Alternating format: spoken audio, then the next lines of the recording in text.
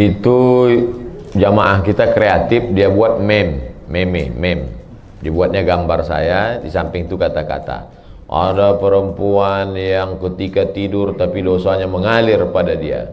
Dia sedang makan tapi dosanya mengalir pada dia. Apa salah dia? Karena dia sudah memperlihatkan dirinya dilihat orang lain. Maksudnya, memang betul itu ceramah saya. Dari mana Ustaz ambil? Dari hadis. Man sanna fil islami sunnatan hasanatan, siapa yang membuat tradisi yang baik, falahu ajruha, dia dapat pahalanya, wa ajru man amila biha, orang lain yang melakukannya. Bapak yang membuat tradisi silaturahim seperti ini dilanjutkan oleh anak cucu, kita sudah tidak ada, maka mengalir karena tradisi yang baik. Begitu juga sebaliknya, man sanna fil islami sunnatan sayyi'atan, siapa yang membuat sesuatu yang tidak baik, falahu wizruha, dia dapat dosanya, wa wizru man amila biha min ba'dih, setelah dia mati, jangankan ketika hidup, sudah mati pun tetap mengalir. Nah, gambar apa yang dimaksud? Gambar memancing aurat, hawa nafsu, mempertunjukkan yang tak layak. Adapun gambar ibu beramai-ramai, menutup aurat, pakaiannya longgar, tidak sempit, tidak menampakkan auratnya, menjaga, tidak dengan pose-pose yang memancing, lalu kemudian dilihat orang banyak, maka tidak ada yang terpancing, tidak ada yang membangkitkan hawa nafsu, ya nggak apa-apa. Makanya kalau mau posting gambar ramai-ramai, beramai-ramai. Kalau bisa ramai sampai kecil sebesar beras. Agak kelihatan. Alhamdulillah kami diberikan Allah kesempatan untuk ikut maulid bersama kemarin dengan istri Habib Umar bin Hafiz. Oh, nggak boleh foto Pak Ustadz di luar. Itu nggak apa-apa. Tapi kalau pose dia sendiri, jilbabnya pula sampai ke leher, bajunya pula sempit. Dia pakai baju sempit, orang yang menengok yang sesak napas. Nauzubillah. Nah, ini diposting, nah, ini dosa jariah. Jadi yang sudah sempat kami posting yang dulu Pak Ustadz, coba posting sekali lagi. Buat di postingan itu, saudaraku yang pernah men-save fotoku dulu, tolong kalian delete, karena aku sudah taubat minta ampun sama Allah. Kalau kalian tetap juga megang, dosanya ku transfer ke kalian. Mudah-mudahan mereka bertaubat. Wallahu a'lam bishawab.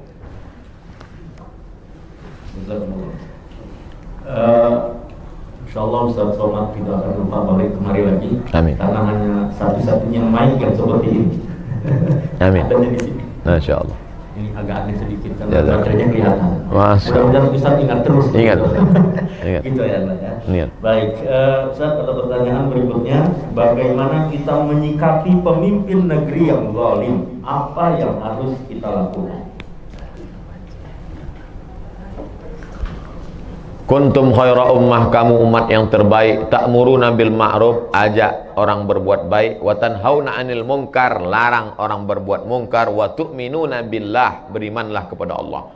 Saya tak akan pernah berhenti berceramah, berkhutbah, bertausiah, masuk kampus, keluar kampus, masuk kampung, keluar kampung, masuk negara, keluar negara. Yang ngasih izin datang, yang nggak ngasih izin pulang. Apa susah payah-payah. Selama hayat di kandung badan, selama masih boleh. Kalau tidak juga boleh. Seperti Imam Bukhari. Imam Bukhari itu dulu begitu juga. Imam Bukhari nggak boleh ceramah, akhirnya ngadu kepada Allah. Allahumma qad dhaqat alayyal ardu bima rahubat faqbidni. Ya Allah, dulu waktu aku menuntut ilmu 16 tahun keliling Makkah, Madinah, Mesir menuntut ilmu. Tapi sekarang begitu banyak tekanan. Faqbidni, cabutlah nyawaku. Sebulan sudah berdoa, mati, meninggal dunia. Saya sudah berdoa sering, nggak mati-mati.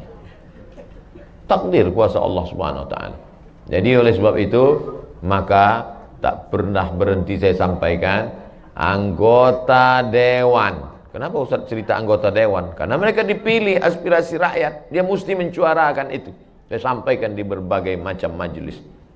Uang negara yang diambil, maka disampaikannya karena mereka yang menyampaikan rancangan undang-undang, meresmikan undang-undang yang tingkat kabupaten, kota, provinsi, perda, perbub, perwagub, maka tak pernah berhenti menyampaikan, tentu dengan berbagai macam cara yang santun. Ud'u ila sabili rabbika bil hikmah, santun, wal mau'izatil hasanah, suri tauladan yang baik, wajadilhum billati hiya ahsan. Kalaupun mau berdebat, debat dengan cara yang sesuai menurut aturan syariat Islam.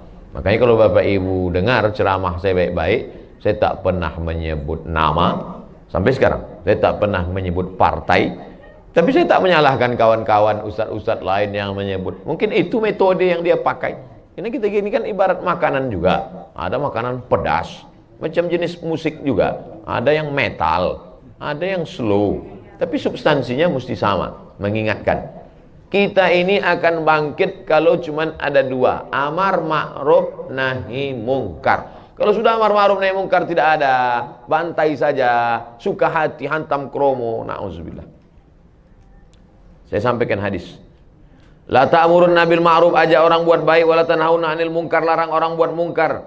Kalau tidak kamu lakukan itu, la yushikanna ayab'atsallahu 'alaikum iqaban, Allah akan turunkan hukuman. Summa tad'unahu, setelah hukuman datang kamu berdoa pagi, petang, siang, malam, fala yustajabu lakum, doa kamu tak dikabulkan Allah. Saya sesuai dengan kemampuan saya, tausiah, ceramah, khutbah, lokakarya, seminar, masuk kampus. Ini pulang dari sini akan masuk kampus di Andalusia, Bogor. Wallahu a'lam bishawab. Baik, mohon izin barangkali kita kasih kesempatan tuan rumah khusus spesial Bu Catherine. Barangkali Bu Catherine ada pertanyaan khusus ini.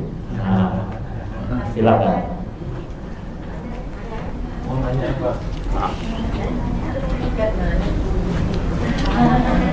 Ibu udah kompak ya, tanya dia dulu.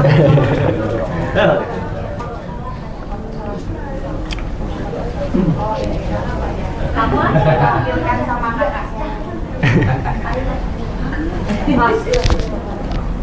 Assalamualaikum warahmatullahi wabarakatuh. Waalaikumsalam. Ustadz, kalau nggak salah saya pernah nonton ceramah Ustadz di YouTube. Tapi saya juga lupa ingat takut saya salah mengenai sholat yang dikodok, Ustadz. Misalnya kita lalu-lalu nih sholatnya jarang-jarang, sekarang baru mulai rajin. Nah itu kalau nggak salah Ustadz pernah bilang kalau sekali sholat tambah lagi sholatnya gitu. Jadi misalnya zuhurnya 2 kali. Benar nggak sih Ustadz? Apa saya salah ya? Itu aja. Terima kasih Ustadz. Assalamualaikum. Waalaikumsalam warahmatullahi wabarakatuh.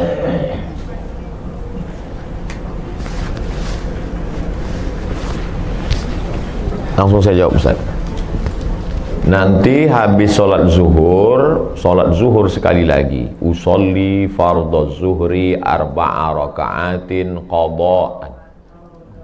Habis sholat asar sekali lagi. Usolli fardhu asri 4 raka'atin qada'an. Jangan di masjid, nanti jadi fitnah. Ente sholat apa tadi? Mana ada ba'diyah asar? Asar sama subuh dibuat di rumah. Kalau habis ba'diyah maghrib dibuat, bolehkah sebelum ba'diyah atau ba'diyah? Boleh aja. Berapa mazhab yang mewajibkan qadha ini? 4 mazhab. Hanafi, Maliki, Syafi'i, Hambali. Tapi kata ustadz kami katanya nggak perlu qadha, istighfar aja cukup. Ibnu Taimiyah. Bukan mazhab 4. Ada tuh ustadz. Ustadz, saya baru taubat. Ya, sholat saya yang dulu saya ganti atau gimana? Udah istighfar aja selesai. Ibnu Taimiyah. Ah, saya ikut ini aja Pak Ustadz. Ya nggak apa-apa. Saya kan menyampaikan 4 mazhab.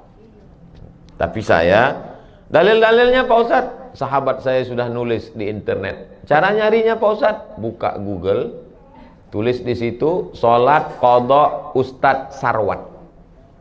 Kita tes ya, dapat apa enggak. Buka Google, tulis di situ, sholat qadha Ustadz Sarwat. Ustadz Sarwat punya rumah fikih. Sholat qadha Ustadz Sarwat. Nah, di situ dia tulis dalil-dalilnya. Nah, itu ada video, ada bagaimanakah ketentuan tata cara mengqadha sholat, www.rumahfikih.com, Ustadz Ahmad Sarwat LCMA. Sudah dapat tulisannya, share. Berapa lama qadhanya Pak Ustadz? Ya berapa banyak yang tinggal dulu. Saya tidak anjurkan Bapak Ibu sore ini ambil cuti setahun. Sekali sholat saja setiap selesai. Terus saya baru sholat sekitar 10 tahun Pak Ustadz. Terus yang tinggal berapa? 20 tahun. Ya qadha 2019, lunas 2039. Kalau saya meninggal sebelum itu Pak Ustadz, alhamdulillah dianggap lunas. Beda sama puasa. Kalau puasa ibu masih ada ninggal itu digantikan sama anaknya, ahli waris. Man mata, siapa yang mati, wa alaihi siyamun, punya utang puasa, soma'an huwa liyuhu, ahli warisnya melaksanakan. Saya niat puasa besok untuk almarhumah emak saya, mengganti. Tapi kalau sholat, enggak. Sholat asal sudah meninggal, lunas. Maka saya pengen mau cepat lunas. Wallahu a'lam bishawab.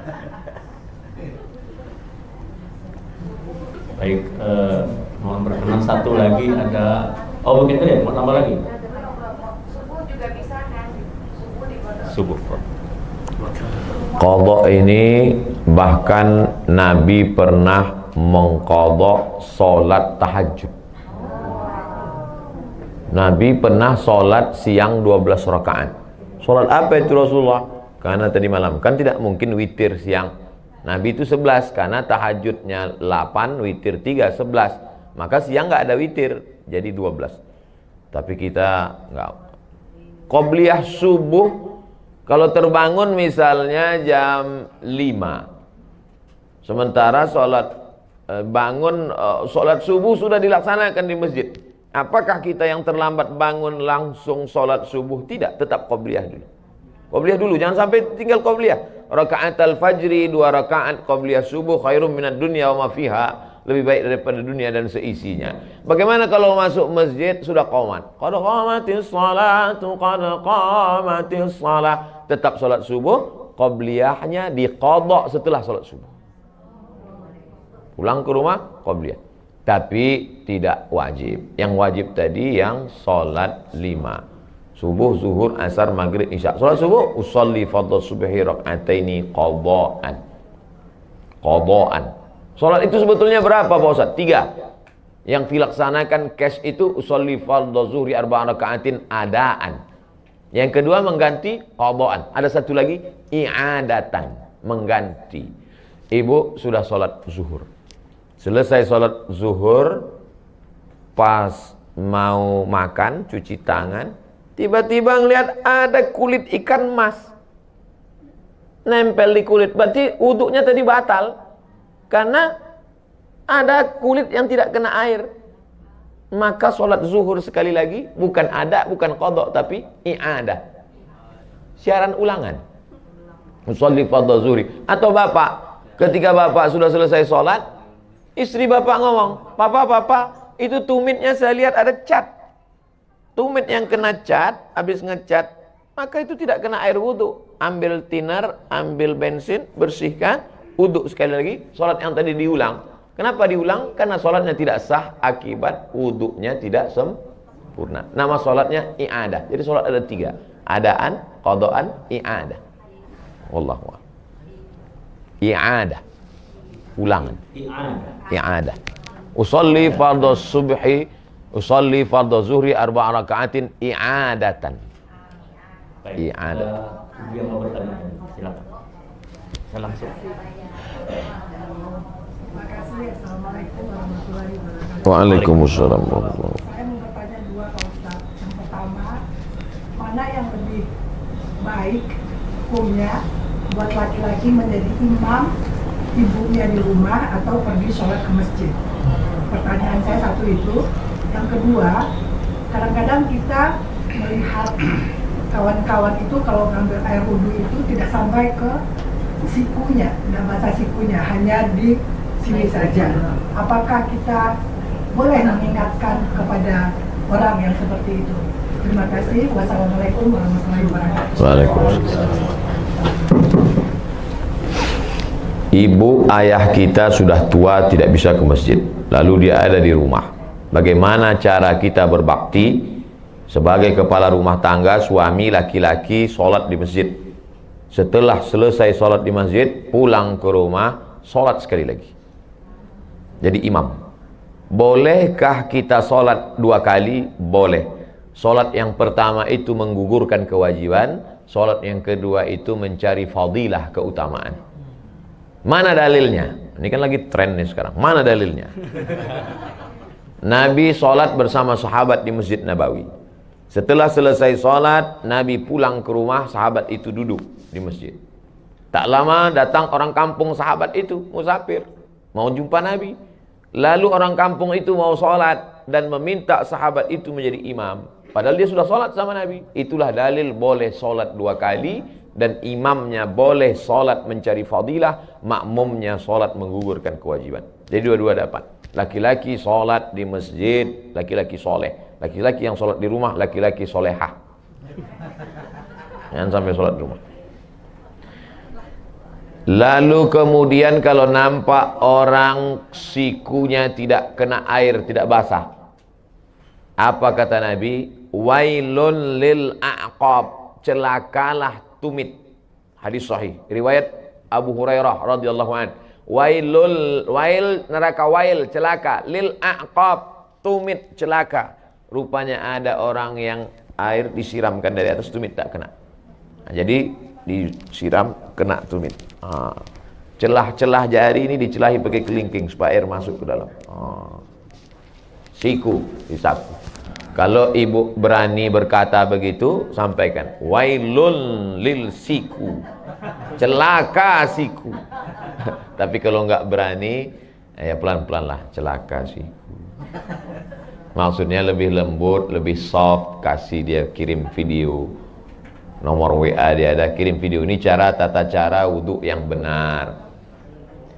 Hasan Husain cucu Nabi melihat ada orang tua wudhunya nggak benar, tapi cara ngasih taunya gimana?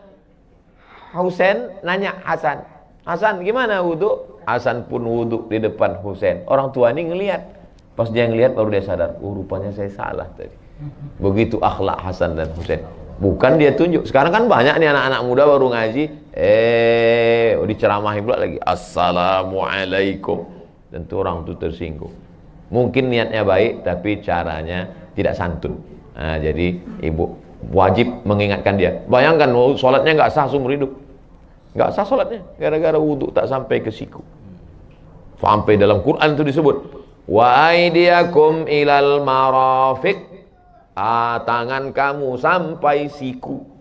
Itu sejelas itu dalam Quran. Wallahu a'lam bishawab.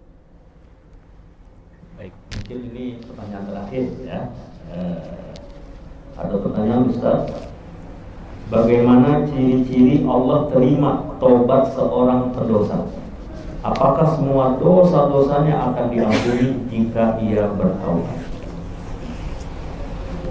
Dalam tafsir Al-Kabir, tafsir paling besar, panjangnya semeter, nama penulisnya Imam Fakhruddin Ar-Razi, mazhabnya Syafi'i, meninggal 606,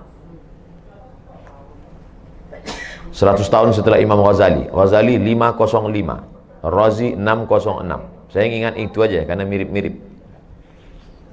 Allah tidak beritahu siapa yang dapat haji mabrur.